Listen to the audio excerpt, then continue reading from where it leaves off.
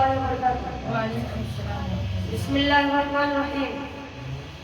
الحمد للہ وکفا وسلام علی عبادہ الذین اصطفى، اما بعد فقد قال النبی صلی اللہ علیہ وسلم من تزوج امرأة لعزها لم يزد الله إلا لله ومن تزوجها لمالها لم يزد الله إلا فقرا إلى آخره، أو كما قال عليه الصلاة والسلام۔ صدر محترم اور گرامی قدر سامعین کرام، اس وقت میرا موضوع سخن ہمارے معاشرے کا وہ ناصر ہے جس نے زندگی کی بنیادوں کو ہلا کر رکھ دیا ہے، سینکڑوں ہزاروں گھروں کو تباہ و برباد کر دیا ہے اور کتنے جذبات کو مسل کر رکھ دیا ہے۔ یہ وہ بیماری ہے جسے ہم جہیز کے نام سے یاد کرتے ہیں۔ میں نے خطبے کے بعد ایک حدیث شریف پڑھی ہے، اس میں حضور پر نور محمد عربی صلی اللہ علیہ وسلم کا پاک ارشاد ہے، جو شخص عزت حاصل کرنے کے لیے شادی کرے گا تو رب عزوجلال ایسے شخص کو ذلت کے سوا کچھ نہ دیں گے، اور جو شخص مال کے لالچ میں شادی کرے گا تو رب عزوجلال ایسے شخص کو تنگ دستی کے سوا کچھ نہ دیں گے۔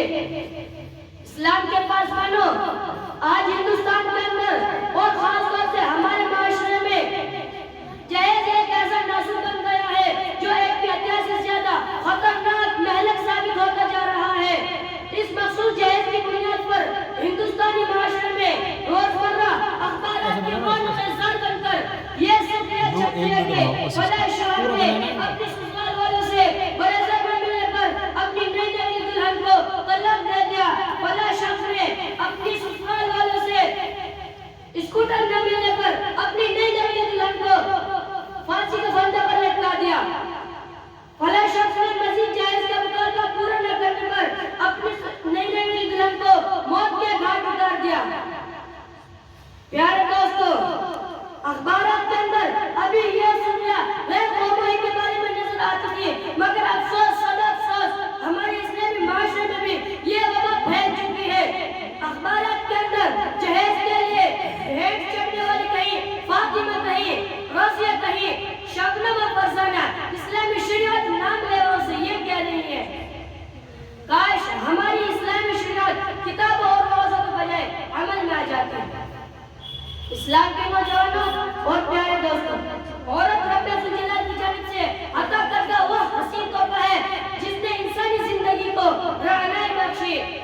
اسی عورت کے تن سے نظارہ میں خوبصورتی پیدا ہوئی، اسی معصوم کلی نے حضرت آدم علیہ السلام کی زندگی سے خوف و دہشت کو دور کیا، مگر ان تمام باتوں کے باوجود ظلم و ستم کی تاریخ شاہد ہے۔ اس ظالم وادی میں جتنے مظلوم برپا ہوئے ان میں زیادہ تر صرف نازکی پر کیے گئے۔ اس بے رحم سماج نے عورت کو جس نظر سے دیکھا ہے وہ نہایت قابل مذمت ہے۔ تاریخ عالم دردناک واقعات سے بھری پڑی ہے۔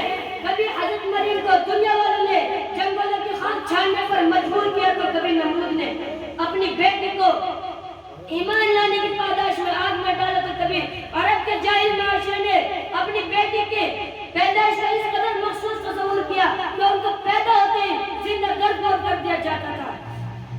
محترم حضرات، آج بھی معصوم دو شہزادوں پر ظلم و ستم کے پہاڑ توڑے جا رہے ہیں۔ جبر و تشدد کی خاردار جھاڑیاں ان کی راہ میں حائل ہے۔ آج بھی عورتوں کا ملبہ خون کیا جا رہا ہے۔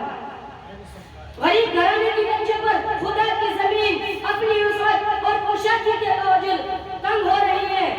یہ بات ساری دنیا پر روزہ روشن کی طرح آیا ہے کہ جس گھر میں لڑکی کی جوانی جہیز پر قدم رکھتی ہے تو اسی وقت والدین کی نیند حرام ہو جاتی ہے۔ زندگی کا ہر لمحہ سانپ بن کر ڈسنے لگتا ہے۔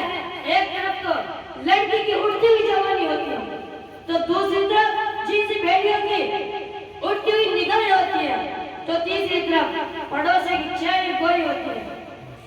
والدین اس گلاب کے پھول کو سجانے کے لیے جب کسی لڑکے کی تلاش کرتے ہیں تو جہیز کے مطالبات ان کے ارادوں کو وہی مسمار کر دیتے ہیں۔ ارے جہیز کے ٹھیکیداروں، ذرا کان کھول کر سنو۔ سید الانبیاء، تاجدار وفا، احمد مصطفیٰ، محمد مصطفیٰ، رسول اللہ صلی اللہ علیہ وسلم کی پیاری اور لاڈلی بیٹی حضرت فاطمہ کا حکم مصنون کس انداز سے ہوتا ہے. جو پیادہ باشر خدا حیدر کرراز رضی اللہ تعالیٰ عنہ کی گھر کی جانب روانہ ہو رہی ہے اور جہیز میں ایک بستر، ایک چکی، ایک تکیہ، 2 بٹنے پر مشتمل مختصر سامان حضرت علی رحمۃ اللہ علیہ کو پیش کیا جا رہا ہے. آج ہم یہ کہتے ہیں کہ ہمارا بیٹا ڈاکٹر ہے اس لیے جہیز میں بلٹ چاہیے، ہمارا بیٹا انجینئر ہے اس لیے جہیز میں بریزا چاہیے، ہمارا بیٹا پائلٹ ہے اس لیے جہیز میں 36 طرح گھوڑے گھوڑ چاہیے، ہمارا بیٹا کسان ہے اس لیے جہیز میں ٹریکٹر ارجن چاہیے، ہمارا بیٹا ٹیلی فون آپریٹر ہے تو ہمارے بیٹے کو جہیز میں اڑنا چاہیے، ہمارا بیٹا سعودی عرب میں رہتا ہے اس لیے جہیز میں جہاز چاہیے. ارے اولاد پیدا کر کے جہیز کی تمنا کرنے والوں ذرا کان کھول کر سن لو. اگر تمہارا بیٹا ڈاکٹر ہے تو حضرت علی امیر المومنین تھے، اگر تمہارا بیٹا انجینئر ہے تو حضرت علی مجاہد تھے، اگر تمہارا بیٹا پائلٹ ہے تو حضرت علی خلیفہ رسول تھے، اگر تمہارا بیٹا ٹیلی فون آپریٹر ہے تو حضرت علی فاتح حیدر تھے، اگر تمہارا بیٹا گریجویٹ ہے تو حضرت علی اسد اللہ تھے. محترم حضرات، ہمیں اس بات کا عہد کریں کہ اس جہیز جیسے علوم رحم کو مٹا کر دم لیں گے. یہ سنگرا جو حائل ہے، یہ سنگرا جو حائل ہے رستے سے ہٹا کر دم لیں گے. ہم پھول بھی ہے تلوار بھی ہے، ہم پھول بھی ہے تلوار بھی ہے، باطل کو مٹا کر دم لیں گے. وما علینا الا البلاغ.